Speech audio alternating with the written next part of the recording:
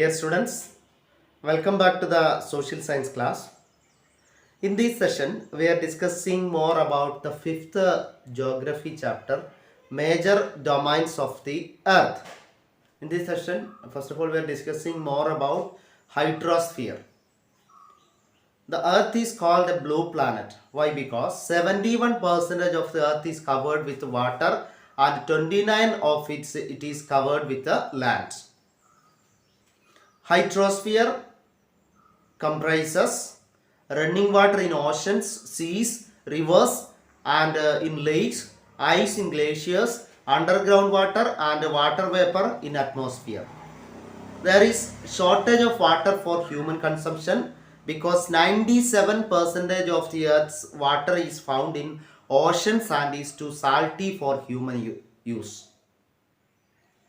A large proportion of the rest of these 3% of water is in the form of ice sheets, glaciers and underground water. A very small percentage is available as fresh water for human use. Oceans. All oceans are interconnected and ocean waters are always moving. Three chief movements of ocean waters are waves, tides and ocean currents. Four major oceans, the Pacific Ocean, the Atlantic Ocean and the Indian Ocean, then Arctic Ocean. The Pacific Ocean. Pacific Ocean is the largest ocean. Mariana Trench, the deepest part of the earth lies under the Pacific Ocean. The Pacific Ocean is circular in shape. It is surrounded by Asia, Australia, North America and South America. The Atlantic Ocean is the second largest ocean. It is flanked by the North America and South America on the western side and Europe and Africa on the eastern side. It is S-shaped ocean and having irregular and indented coastal line which provide ideal location for natural harbors and ports. It is the busiest ocean from the point of view of commerce. Indian Ocean is triangular in shape. It is bounded by Asia in the north, Africa in the west and Australia in the east. The Arctic Ocean is located within the Arctic Circle and surrounded the North Pole. It is connected with the Pacific Ocean by a narrow stretch of water known as Bering Strait. Atmosphere.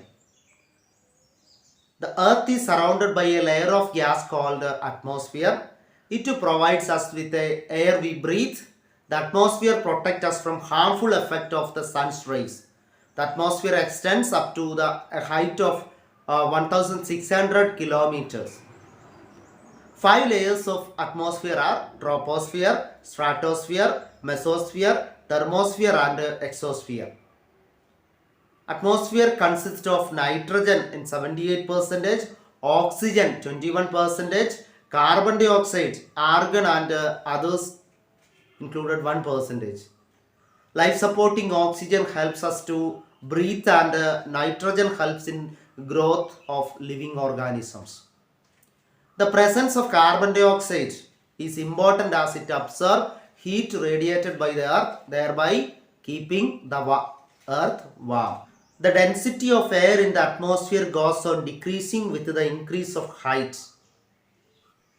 The climbers and mountaineers have to carry with them the oxygen cylinders to be able to breathe at high altitude.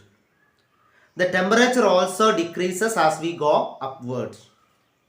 Atmospheric pressure goes on decreasing with the increasing height.